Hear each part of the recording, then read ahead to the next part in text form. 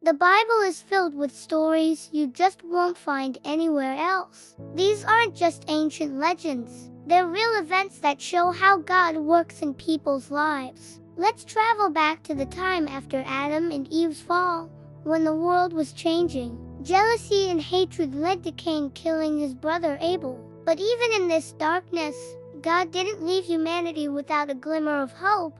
Adam and Eve had another son named Seth, and through his family line, God continued to nurture a lineage of people who wanted to live according to his will. In Genesis chapter 5, we see a list of 10 generations from Adam to Noah. These men lived incredibly long lives.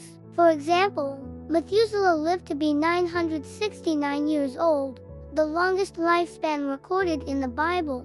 But among these names, one man's story stands out for a very different reason. His name was Enoch. In a chapter where the phrase, "and he died," is repeated over and over, Enoch's ending is unique.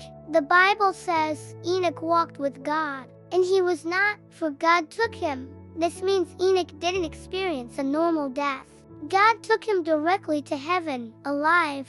The New Testament confirms this, saying, "By faith Enoch was taken up so that he should not see death." So, what does it mean to walk with God? It doesn't mean Enoch literally saw God walking beside him every day. To walk with God means to trust him completely, to live by his commands, to seek him through prayer, and to stay faithful even when the world around you is turning to evil. And believe me, Enoch lived in a very difficult time. People were becoming more and more wicked. Enoch wasn't silent about this. He bravely warned them about God's coming judgment. The book of Jude tells us that Enoch prophesied, saying, "Behold, the Lord comes with 10,000s of his saints to execute judgment on all." As you can imagine, this message wasn't popular. People were likely angry with him, and maybe even wanted to harm him. But God protected him and simply took him to be with himself. What can we learn from Enoch's incredible story today? First,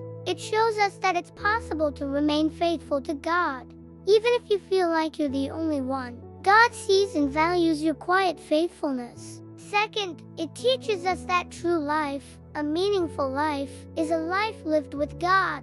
Enoch lived fewer years than his contemporaries, only 365, but his life shone brighter than any other. In the end, the length of our years doesn't matter as much as who we choose to walk with on our journey. Thanks for watching. If this story inspired you, please like, share, and subscribe for more content.